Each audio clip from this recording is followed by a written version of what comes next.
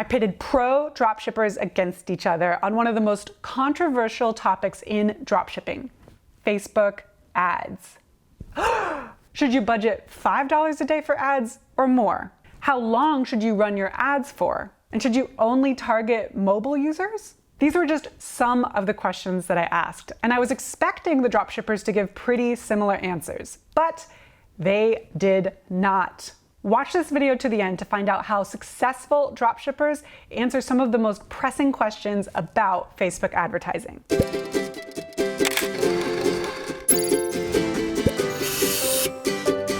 In just a second, you'll hear 8 very different opinions about how to run successful Facebook ad campaigns. Now, before I pass it over to the dropshippers, let's just make sure we all know what dropshipping is. Dropshipping is one of the easiest ways to start selling online, because instead of buying tons of inventory, you just buy products when you make sales.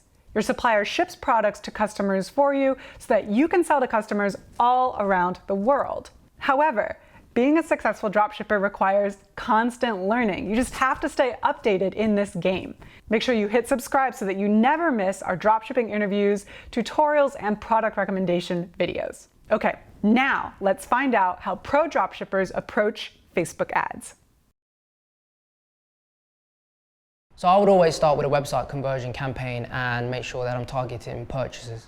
I will go with the conversion objective because then I can set a clear goal which I want to achieve. Conversions, always. Purchase and optimize for purchases, always. Because Facebook will send you buyers and you want buyers at the end of the day. Conversion objective over consideration objective, definitely.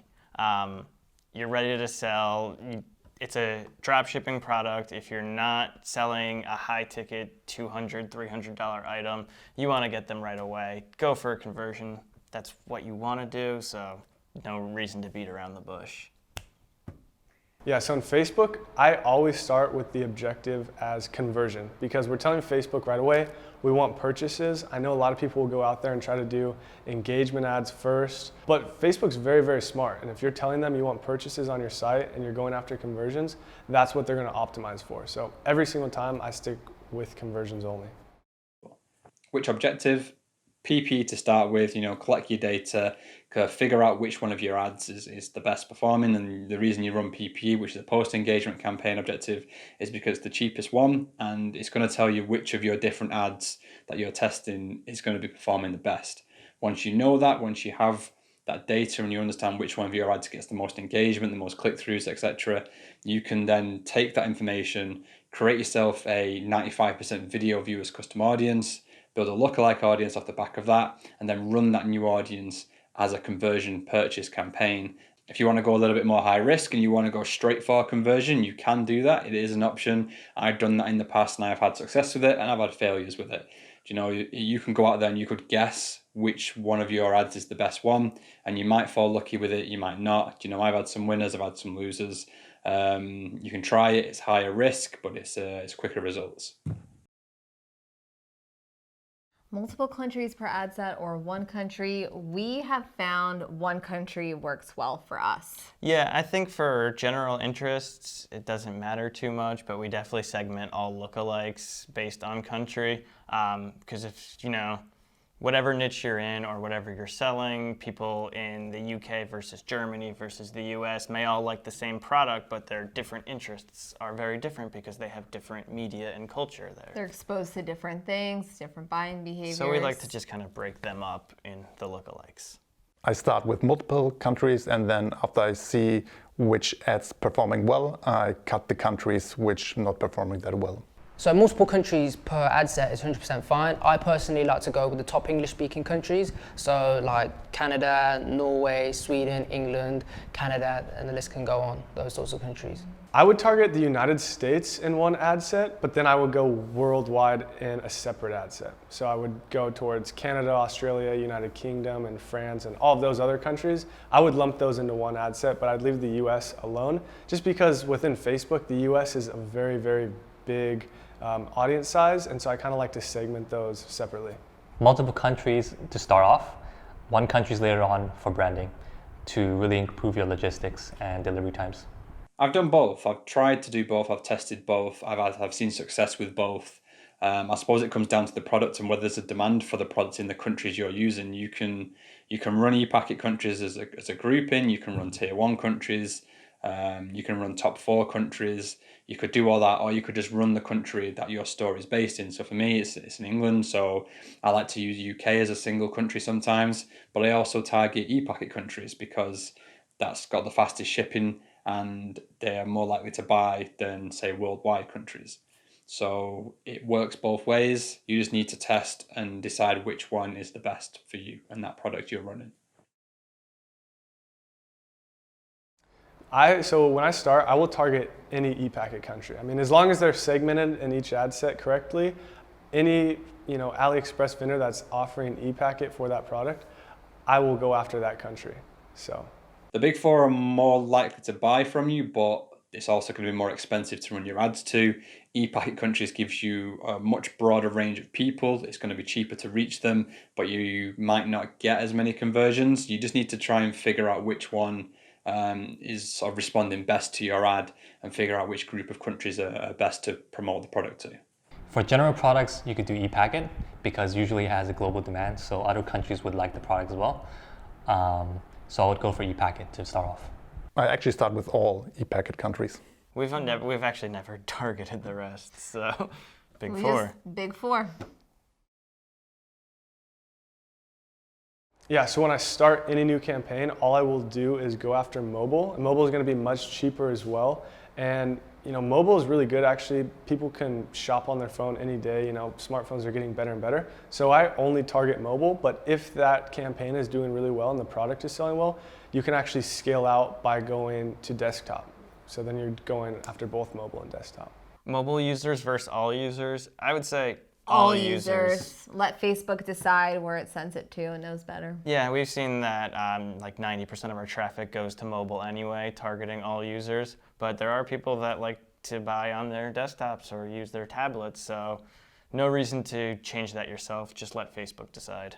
I would say mobile at first, initially, because I start off with just mobile, and that's what everyone preaches. But nowadays, I do automatic placements, so I do both. I target mobile and desktop users to first cover more people in my ads, and also because desktop have still higher conversion rates than mobile. I always run all desktop and mobile at first. Even with my retargeting campaigns, I always run to desktop and mobile because you never know where that sale is going to come from. If after, say, 50 to 100 sales, you figure out that mobile is the only one that's buying from you, you can start to just use mobile further down when you're narrowing your campaigns. But really, when you're first starting out, just run it out to everybody. Facebook will optimize anyway, and if mobile is the one that's doing better, it will start to weight your budget towards mobile anyway. So just leave it open, and it gives you the biggest net to catch those purchases with. I used to do mobile only and just newsfeed and Instagram feed, but now I'm letting Facebook decide where to put my ads. I personally like to set the placement to all placements and let Facebook do the work themselves. Always more than 1 million, just so that I've got room to scale further. Either, doesn't really matter, I suppose, as long as you have more than, say, 250,000 in your audience, it gives you enough people to try and go at without your CPMs to being too high, your cost per 1,000 impressions. Ideally, I like to keep it over 1 million. That's personally what I do, but I have had success with as little as 250,000. So again, it comes down to the product. It comes down to how much demand there is for the product, and if you can reach enough people at a low cost. For the first ad, less than 1 million or more than 1 million, we kind of disagree on this. I say less than 1 million because I think you can really niche down for the first ad and really get those viral, audience. No, I'll agree with that. For the first ad, definitely more targeted, but for scaling and everything we've seen, that Facebook really prefers bigger audiences. But if you're trying to get those first few sales, try to really target it down, and then after that, go as broad as possible. So I used to think it should be less than 1 million for the people I'm targeting, but now I go between 1 to 5 million people. I actually was on a call with Facebook and one of their reps, and that was the audience size that they suggested. So I just stick with what Facebook says, to be honest, and it's worked out really well for me. This really depends. I would go with the amount of the product price. So if the product costs $10, then I would spend $10 on an ad per day. It comes down to your budget and what you want to do. You know, you should be running your budget at campaign level with the CBO, the campaign budget optimization now. But really, the budget is your personal decision. You know, the difference between a $5 budget and a $50 budget is the speed it's going to reach people. It doesn't mean you're going to get more sales. It just means you're going to reach people more quickly. So really, it comes down to you and how fast you want to see results. It doesn't mean you're going to be getting more sales if you increase the budget. Starting in September, CBOs is actually going to be mandatory, but you can use $5 as a starting point for each ad set. So if you have, for example, 5 ad sets inside the campaign, you can set them at $5, so the campaign will be $25. I like to start all of my ad sets off with $10 a day. So I'll create multiple ad sets for that one campaign, that one product, just kind of going over any audience I think would actually buy the product. And from there, you'll spend a good $50 to $100 that day, but you'll see what works, and the next day you can actually start profiting by killing the ad sets and then scaling from there and spending much more money. It depends on whether you have time or you have money. Like, I was impatient, so I spent a lot in the beginning, but if you are more patient and you want to take a longer time to see results, you could do $5 a day and see some results for sure. Definitely go more than $5 a day, but make sure it's segmented and testing properly so that you are getting useful data out of it and understanding what's working and what's not, so that you can become more profitable and scaled more quickly. Generally, the more money you spend, the more data you're going to get. So the minimum is generally $5, but you're going to have to wait at least kind of minimum 3 days to get that data. However, if you have got a bigger budget, then I would advise setting it at like $8 to $10, just so you get that data a little bit quicker. Patience is a virtue.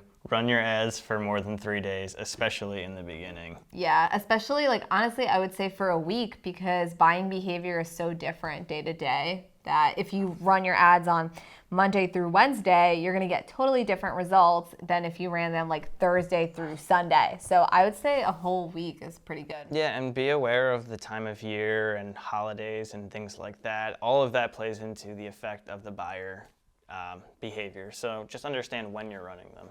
You have to run your ads for at least 24 hours. I would suggest at least 2 days before you kill any ad sets. I would run them for at least 4 days to get at least some data, and then stopping the ad and figuring out what works and what didn't, and then double down on what worked. So generally I like to run it for a minimum of 48 hours, 3 days being the max. Running first ads for 3 days or less. I like to run my ad sets until their break-even point. So say if I'm buying a product for $5 and I'm selling it for $20, my break-even is $15. If then an ad set reaches $15 and I haven't made a sale, I will just kill that ad. Doesn't matter whether it's been 1 day, 2 days, 10 days. As soon as I hit that break-even point in that ad set, I will kill it and I will look at another ad set.